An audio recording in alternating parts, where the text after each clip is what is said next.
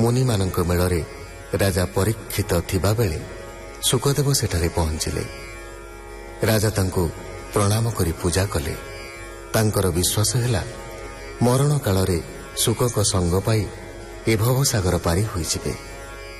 ଜୀବନ ଯିବା କାଳରେ କ'ଣ ଶୁଣିବେ, କାହାକୁ ଚିନ୍ତିବେ, କ'ଣ ଭଜନ କରିବେ,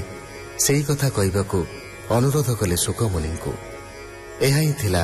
ଶ୍ରୀମଦ୍ ଭାଗବତ ପ୍ରଥମ ସ୍କନ୍ଧର କଥାବସ୍ତୁ। ଆଜି ଆରମ୍ଭ କରୁଛୁ ଶ୍ରୀମଦ୍ ଭାଗବତର ଦ୍ୱିତୀୟ ସ୍କନ୍ଧ। ସୁତ ଉବାଚ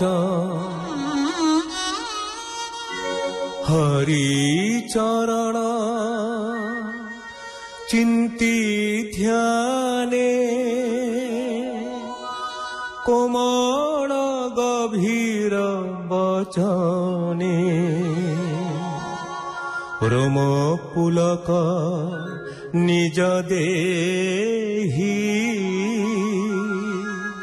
ଶୁକ କହନ୍ତି ରାଜା ଚାହିଁ।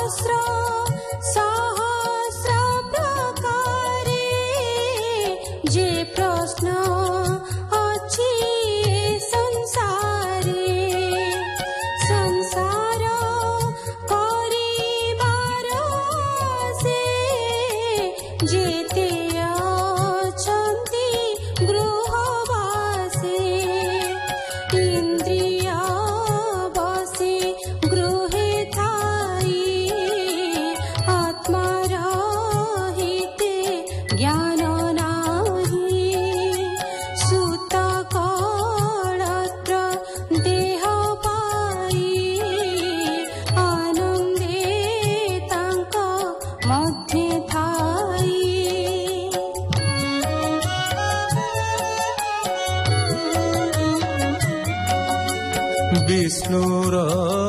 ମାୟା ସତ୍ୟ ଚିନ୍ତି ନିକଟେ ମୃତ୍ୟୁ ନ ଦେଖନ୍ତି ମରଣ ଦେଖୁଥାନ୍ତି ଡୋଳେ ଅଜ୍ଞାନେ ଭ୍ରମେ ସୁଖ ଭୋଳେ ଏଣୁ ସଂସାର ପ୍ରାଣୀଙ୍କର ଆତ୍ମାର ଗତି ଅଗୋଚର ଏଣୁ ସଂସାର ଭାବ ତେଜି ଆତ୍ମାର ଗତି ଚିତ୍ତେ ହେଜି ଯେ ହରି ସର୍ବ ଘଟେ ପୁରେ ନିର୍ଲେପ ବାହ୍ୟ ଅଭ୍ୟନ୍ତରେ ତାର ମହିମା ଶୁଣି କର୍ଣ୍ଣେ ନାମକୁ ଚାରି ବଦନେ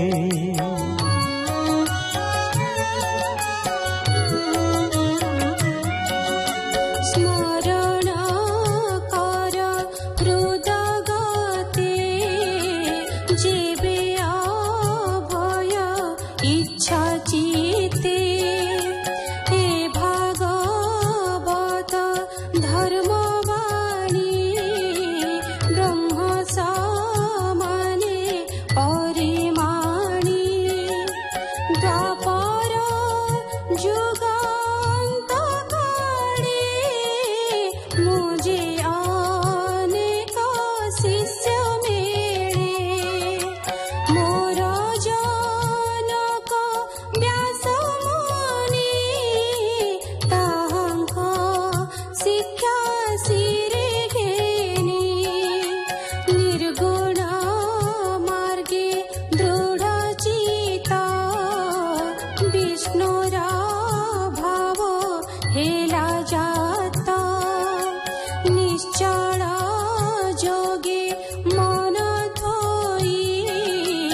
जीवाभ्यास करि मोहि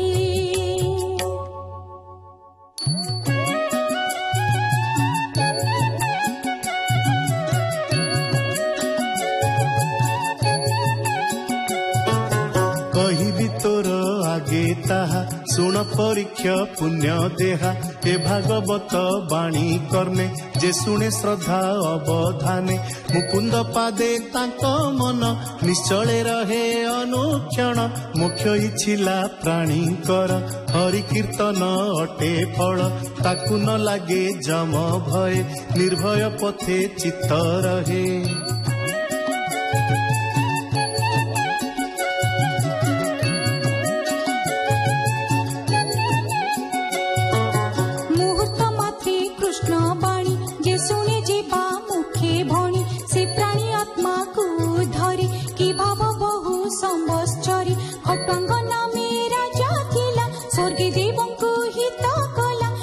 सहरी देव पासे मिलिला भक्ति विश्वासी देवी बोइले माग बर शुणी बोइला रूप बर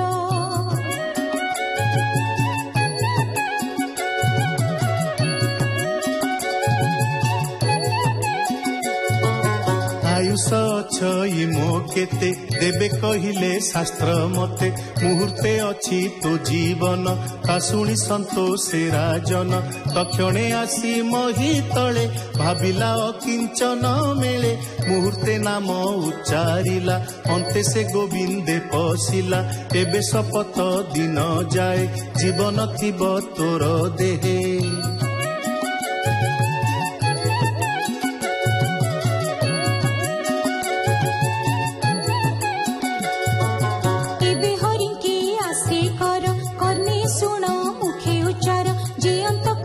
कृष्ण बाणी मुखे उच्चारे कन्ने शुणी ताहार मृत्यु भय नहे दारा तनय निज देहे बेगे से पशे कृष्ण भावे शुण कहिबा तोते बे जे प्राणी अंत काल जाने आत्मा रहित मनि गुणी